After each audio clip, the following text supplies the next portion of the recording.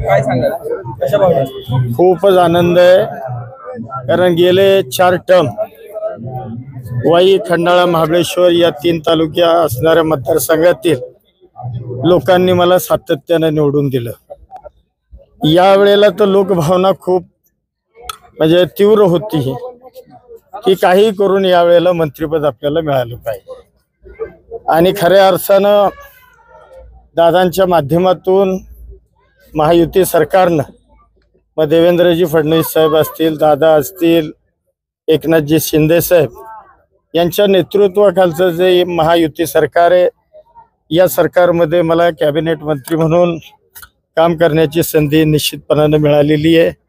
आणि हा आनंद निश्चितपणानं आता बघतोय लोकांमध्ये प्रचंड उत्साह आहे आणि लोक फार मोठ्या आनंदामध्ये त्या ठिकाणी स्वागत करतात. मदत आणि पुनर्वसन खातं तुम्हाला मिळालेलं आहे, पण आता जो गेल्या 4 वर्षापूर्वी जे काही जोर भागात किंवा पाटण भागात जो काही मुसळधार पाऊस झाला होता, भूस्खलन झालं होतं, त्याच्यातील लोकांना अद्याप मदत तेवढी मिळालेली नाहीये. तुम्ही आमदार नाही, तुम्ही चुकीचं सांगताय.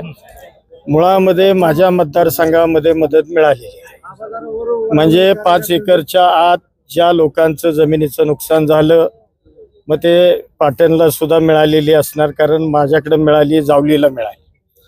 आणि पिकांचं नुकसान, शेतीचं नुकसान, जनावरांचं नुकसान, माणसं दुर्दैवानं गेली त्यांनाही नुकसान भरपाई त्यांच्या कुटुंबियांना, त्याचबरोबर घरं अंशतः पूर्णतः बाधित झाली. प्रत्येक गोष्टीला शासनानं मदत केलेली आहे आणि ती मदत लोकांपर्यंत पोहोचली. विद्यार्थ्यांना अजून सुद्धा जंगलातून चालत यावं लागतंय. नाही, ठीक आहे, आता दुर्गम भाग आहे. आता काही ठिकाणी काय होतं की विद्यार्थी संख्या डोंगरी भागामध्ये असल्यामुळं गावं खूपच छोटी आहेत, त्यामुळं विद्यार्थ्यांची पटसंख्या कमी आहे.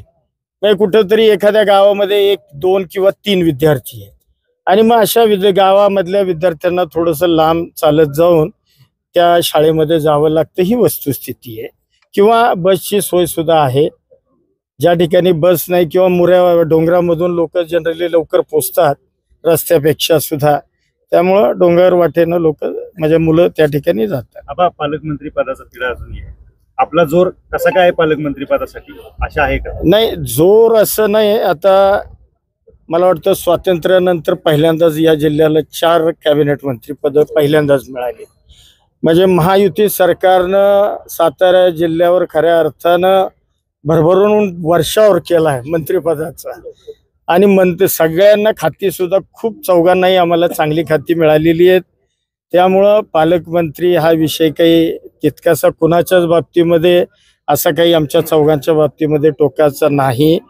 हे तिघही म्हणजे वरिष्ठ नेते जे निर्णय घेतील तो आम्ही मान्य करणार आहे आनंदाने. जुन्या पिढीत किशनवीर आबा होते, आता नवीन पिढीत तुम्ही मकरंद आबा आहे, काय सांगाल? ते आबा खूप थोर नेते होते, क्रांतीवीर होते. या देशाला स्वातंत्र्य मिळण्याकरता त्यांनी खूप मोठं त्यावेळेला तुरुंगामध्ये गेले आणि स्वातंत्र्यानंतर सुद्धा या नवीन महाराष्ट्राच्या निर्मितीमध्ये कैलासवासी चव्हाण साहेबांच्या नेतृत्वाखाली आबांनी फार मोठं या जिल्ह्यामध्ये काम केलं. एक म्हणजे त्या काळी या जिल्ह्यामध्ये एक चांगली पिढी, तरुण पिढी राजकीय घडवण्याचं काम आबांनी त्या काळामध्ये केलं. आबांच्या पुढं हा आबा छोटा आहे, आलं का लक्षात? एवढंच.